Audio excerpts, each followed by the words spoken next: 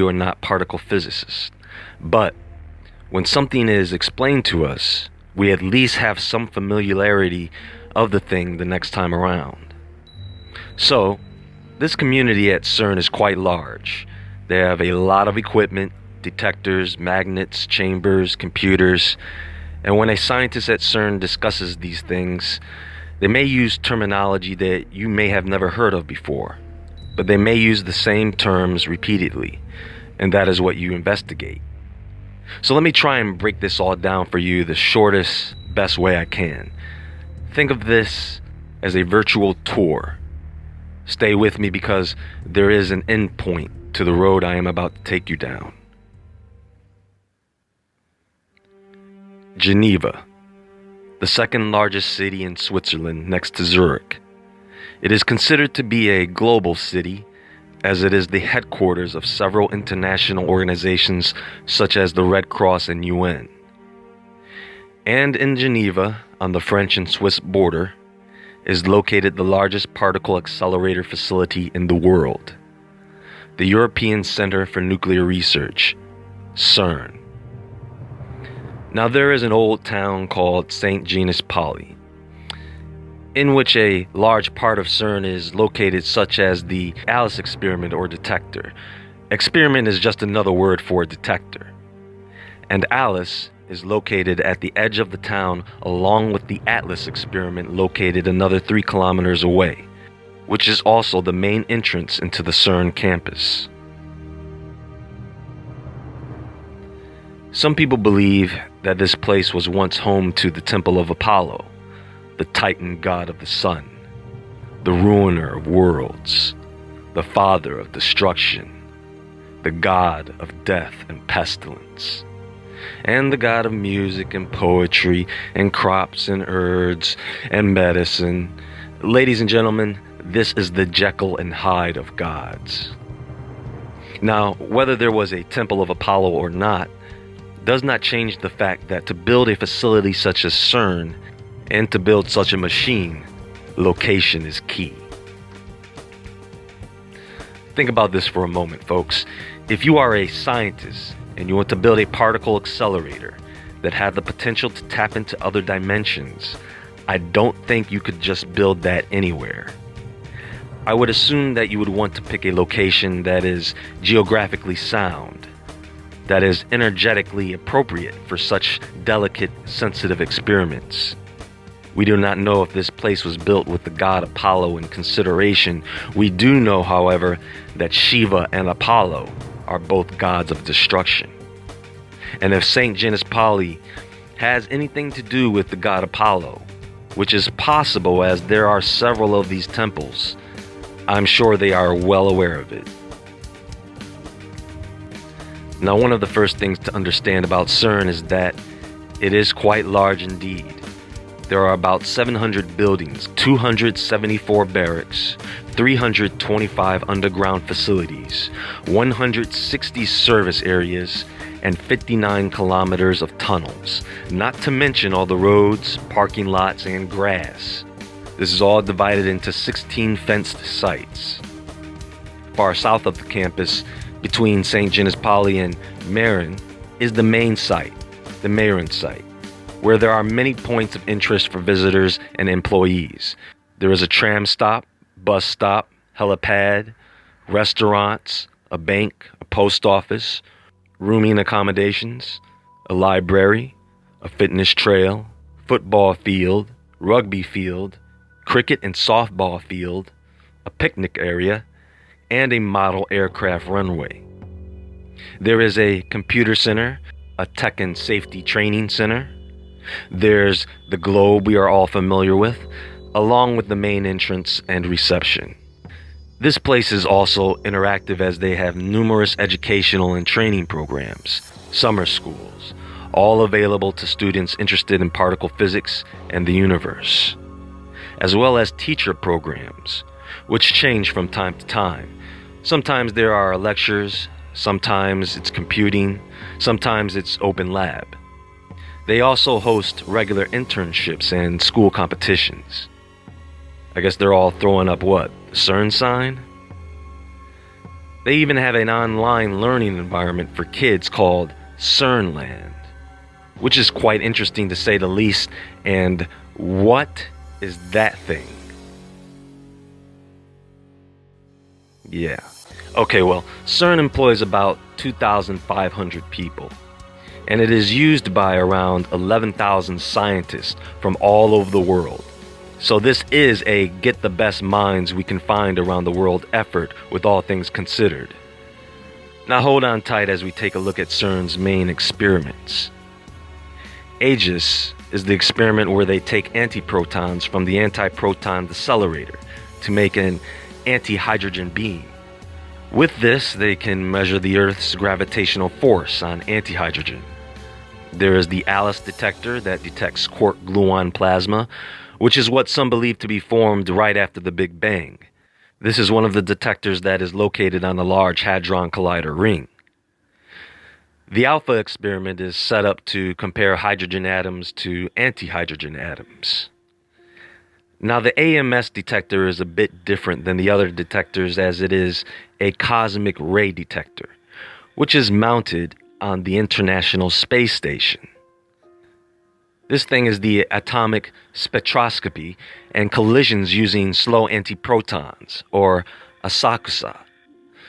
It is a machine to help their team to study the interactions between matter and antimatter. They use antiprotons and hydrogen to make a hybrid atom called antiprotonic helium, by taking out an electron from hydrogen and then replacing it with an antiproton. And yes, they can do that. So, the ATLAS experiment is one of CERN's general purpose detectors on the LHC. What's interesting here is that CERN states, and I quote, "It investigates a wide range of physics, from the search for the Higgs boson to extra dimensions and particles that could make up dark matter." Now, when you look deeper at the description of extra dimensions, you find that they are indeed looking to reveal extra dimensions. They want to be able to detect them by finding particles that can only exist in an extra dimension, such as heavy particles, which are the same as regular particles but with greater mass. They can study the behavior of gravitons to see if they are escaping into other dimensions by looking at missing energy. And they can look for these dimensions by using tiny black holes as well. Moving on, if you would all follow me this way. Over here we have the A-trap, which is simply an antihydrogen trap, a cooling system designed to keep antihydrogen around long enough so that it can be studied. This here is the Advanced Wakefield experiment, otherwise known as AWAKE. This is an accelerator, and what they do here is they take protons and then run them through plasma cells. This creates what are called Wakefield waves. And what these waves do is they give particles like electrons a turbo boost as they are carried along the waves like a surfer on the waves of water. There is BASE, the baryon-antibaryon symmetry experiment, which is a series of antiproton traps, which allows them to trap antiprotons using magnets for months at a time. I call it the antiproton prison. They have CAST, the CERN Axion Solar Telescope, CLOUD, which is the Cosmics Leaving Outdoor Droplets experiment, which they use to study the effects of cosmic rays on cloud formations. I'm sure most of you are familiar with this bad boy, the CMS detector, the compact muon solenoid, which is basically a huge electromagnet with a detector wrapped around it, while it serves the same functions as ATLAS, but with an innovative design. The common muon and proton apparatus for structure and spectroscopy, or COMPASS, is another multi-purpose experiment, which focuses in on the study of quarks and gluons, and how they form particles we can observe. The Dyson relativistic atom complex, or DIRAC, is an experiment to study the strong force. You know, scientists must have a lot of fun coming up with names for these things. The strong force. ISOL is a radioactive ion beam lab for the study of nuclear and atomic physics. This right here is part of the LHC-B, which is a series of detectors set up in the path of collision particles to see if they can detect what's called the beauty quark, or a B quark. I mean, come on, beauty quark? Are they just making stuff up at this point? They also have an LHC-F, or the Large Hadron Collider Forward, which is a cosmic ray simulator. You know, the more I go through these experiments, the more I realize that these guys don't know what the hell they're doing. I mean, they know what they're doing, but don't really know what they're dealing with. Get this, there is another experiment called MODEL, the monopole and exotics detector at the LHC. Now, how many of you know what a monopole is? Well, they don't know either, but they're looking for it. A hypothetical particle with a magnetic charge, they call it. By the way, a hadron, in case you were wondering, is a particle that keeps the atomic structure together by keeping quarks bound. And the Na61 SHINE experiment is the study of these particles and collision of beam particles. There is the Na62, the study of the kaon, and Na63, the study of radiation and electromagnetic fields. The NTOF is a neutron time of flight facility where they make neutron pulse beams. Now OSCAR, God, these names, is set up for the study of dark matter and the axion, another hypothetical particle. I know what you're thinking. What's behind that door, right?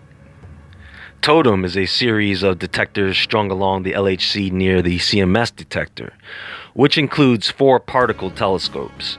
They use this to detect protons coming out at specific angles during collisions. And you have the UA9 experiment set up to study crystals and their ability to steer particle beams. Now, the reason I have taken you through CERN's experiments is so that you can paint a better picture of what is going on there. The collision test, the particle manipulation test, controlling the speed of particles, tearing them apart and putting them back together again to make new particles, trapping particles, magnets, extra dimensions, and tiny black holes. You tell me what they're doing. Look, they know that portals or gaps open and close around the outside of our planet all the time. They have a good idea of how that works. And CERN seems to be a simulation of that. If anyone were trying to build a Stargate, it would be at this place. And the strange thing is, they know that there is a force that is causing them to fail time and time again. And they are aware of this, folks, and they can't explain it.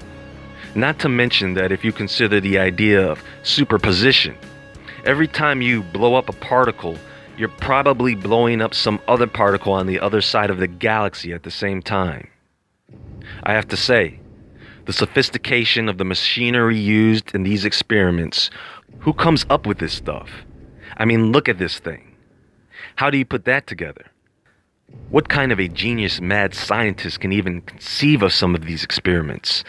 I can tell you, CERN sure does love cylinders. A bunch of circle lovers.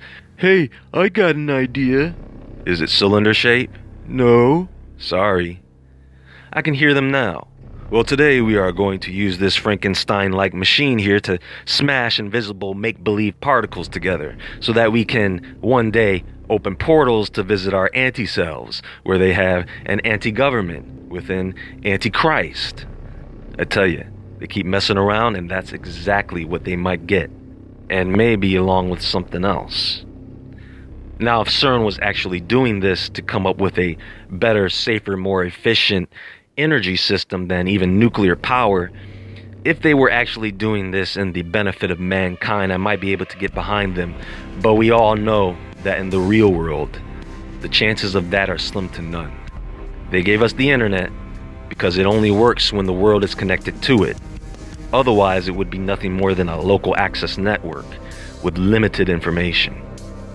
In spite of unseen forces, It does seem that CERN is working towards achieving whatever the ultimate goal is here. They have reached several milestones in spite of their failures, and they are consistently creating higher outputs of power. Which brings me to the Future Circle Collider, or FCC, an 80 to 100 kilometer particle accelerator in the works, which will be the successor of the LHC. Who knows, folks? They may not stop until they wrap the whole world up in one big particle accelerator. Because, why not?